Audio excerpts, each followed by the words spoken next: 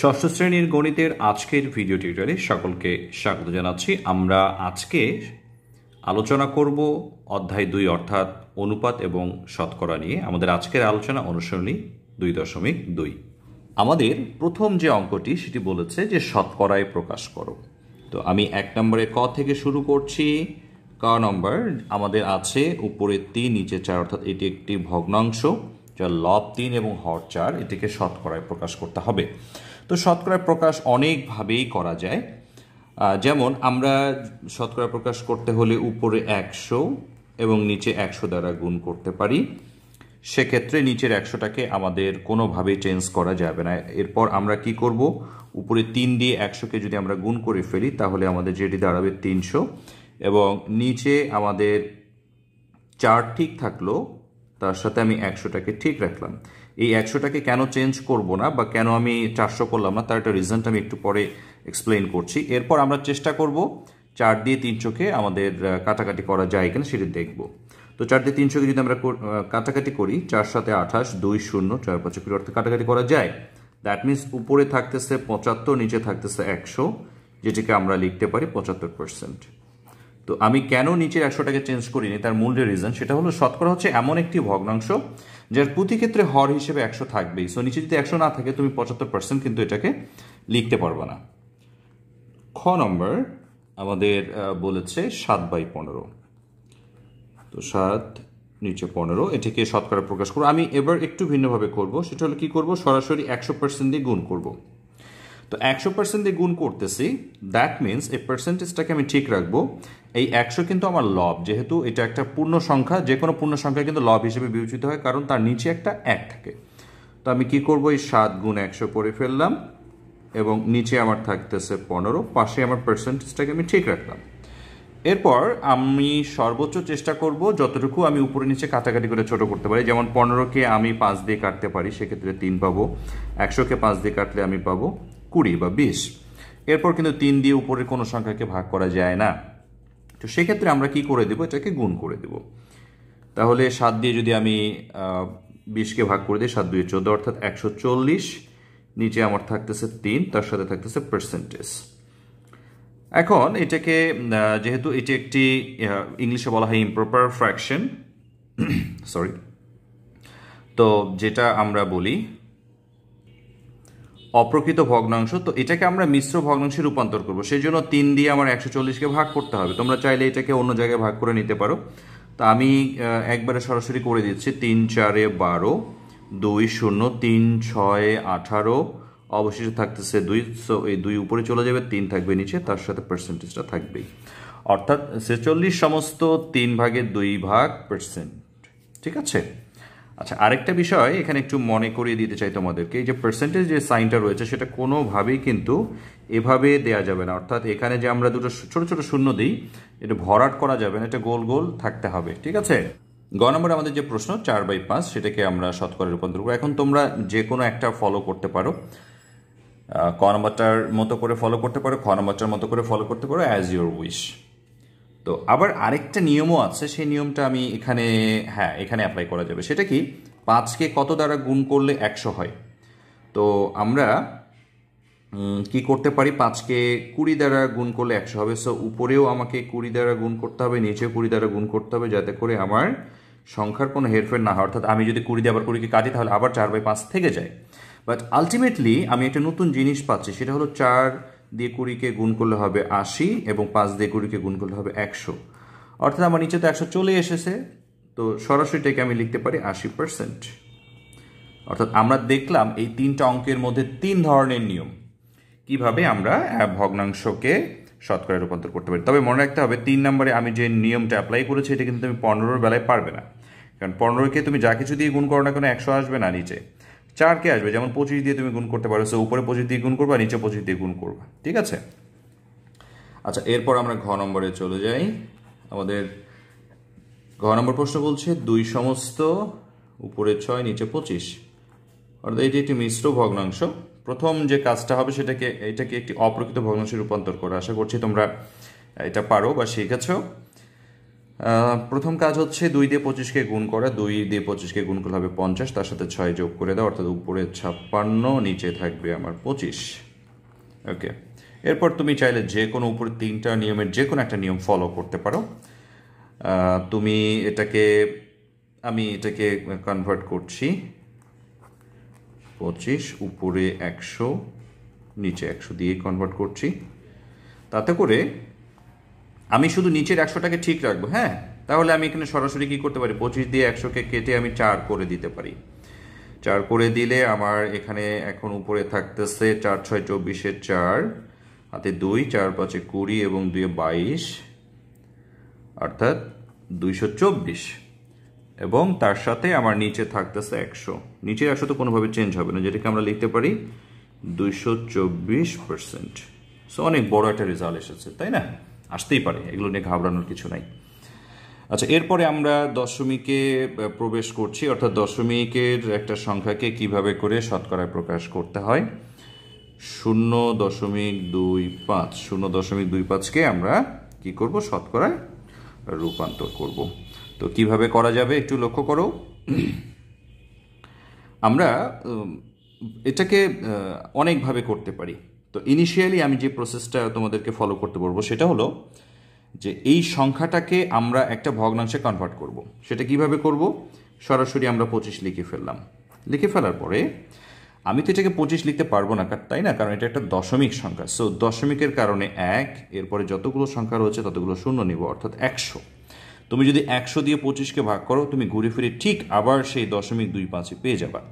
মানে এইটা মানেই কিন্তু এটা একই জিনিস। এখন এইটাকে তুমি শতকরায় প্রকাশ করবা। তো এটাকে শতকরা অটোমেটিক প্রকাশ করা একটা প্রসেস তৈরি হয়ে গেছে, কারণ এটা একটা ভগ্নাংশ এবং সেক্ষেত্রে আমরা হর হিসেবে 100 পেয়েছি, অর্থাৎ সরাসরি এটাকে আমি লিখতে পারি 25%। আচ্ছা, এটা হচ্ছে একটা ওয়ে। আরেকটা ওয়ে আমি 6 নম্বরে দেখিয়ে দিচ্ছি। 6 নম্বর যে প্রশ্ন সেটি বলেছে 0.65। অ্যাকচুয়ালি তোমাদের পাঠ্য বইয়ে এখানে শূন্যটা ছিল না, বাট আমরা এটা দিতে পারি। দশমিকের সামনে শূন্যর অ্যাকচুয়ালি কোনো ভ্যালু ক্রিয়েট করে না।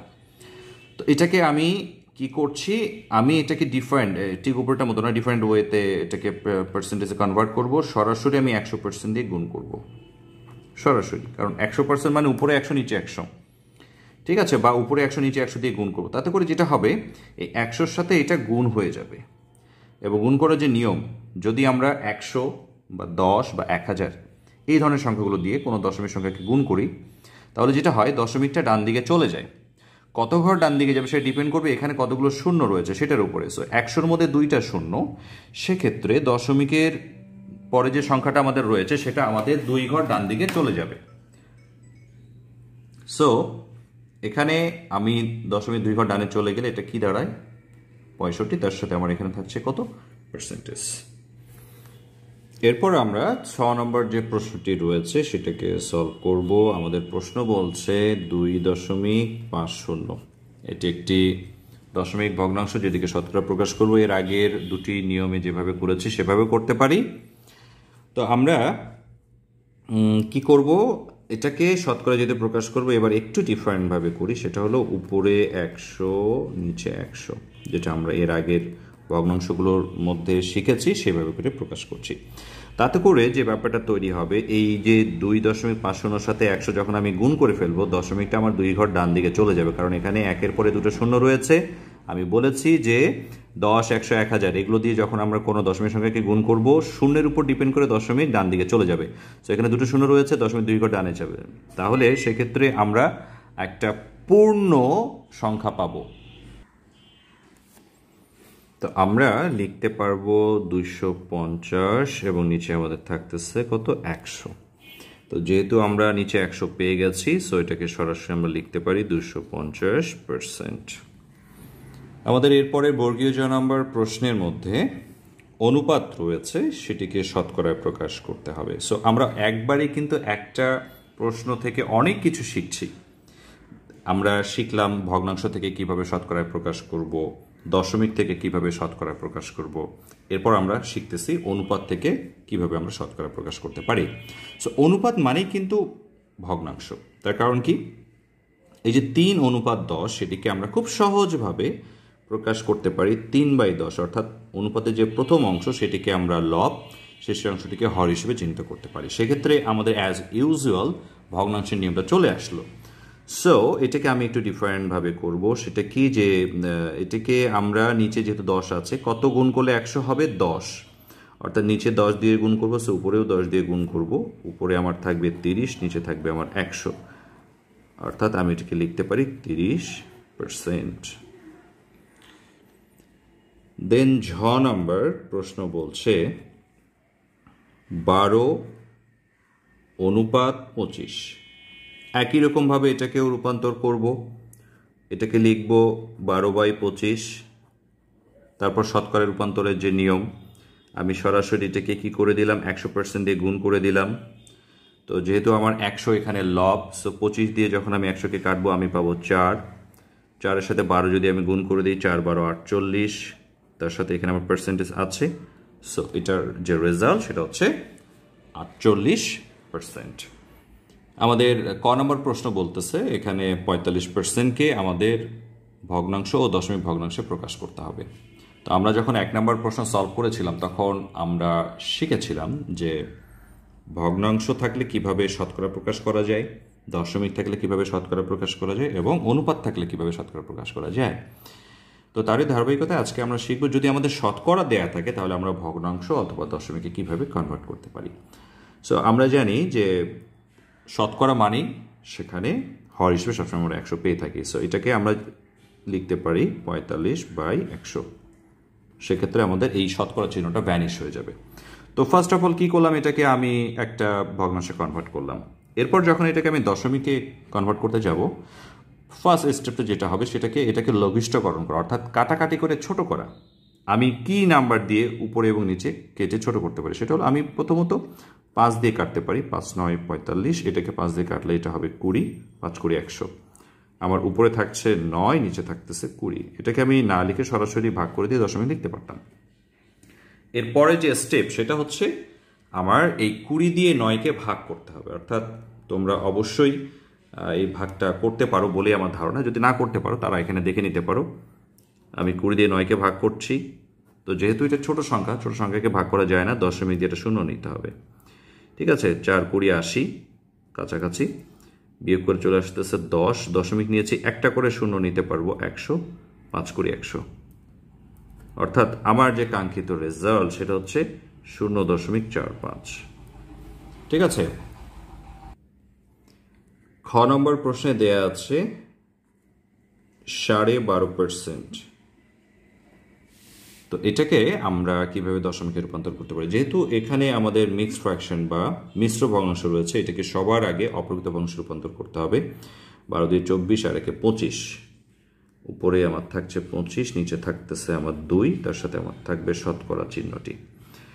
এরপরে যে কাজটি থাকবে সেটা হলো শতকরা চিহ্নটাকে আমার ভ্যানিশ করতে হবে। শতকরা মানেই হর হিসেবে 100 থাকে, তার মানে উপরে 25 ঠিক থাকছে, নিচে এই 2 এর সাথে আমার 100 গুণ করে দিতে হবে। তাতে করে কি হয়ে গেল, এই যে শতকরা চিহ্নটি রয়েছে সেটা ভ্যানিশ হয়ে গেল। আচ্ছা, এরপর আমরা দেখব উপরে নিচে আমরা কেটে ছোট করতে পারি কিনা, অর্থাৎ লঘিষ্ঠকরণ। তো আমরা কাটতে পারছি। 25 একে 25, 4×25 100, অর্থাৎ আমার উপরে থাকতেছে 1, নিচে থাকতেছে 4×2 8। আমার কিন্তু ভগ্নাংশে রূপান্তর হয়ে গেছে। কিন্তু আমাকে যেটা করতে হবে সেটা হলো এটাকে দশমিকে রূপান্তর করতে হবে, অর্থাৎ 8 দিয়ে আমার 1কে ভাগ করতে হবে। তো তোমরা সেটা রাফে করে নিতে পারো, 8 দিয়ে 1কে ভাগ করলে কি দাঁড়ায়। সো আমরা সেই ভাগটা এখন করে দেখাবো। আমি 8 দিয়ে 1কে ভাগ করছি, যেহেতু ভাগ করা যায় না দশমিক দিয়ে 0 নিলাম। 8 একে 8, দিয়ে করে আসলো 2, ভাগ করা যায় না, দশমিক দিয়েছে এটা 0 নিতে পারছি।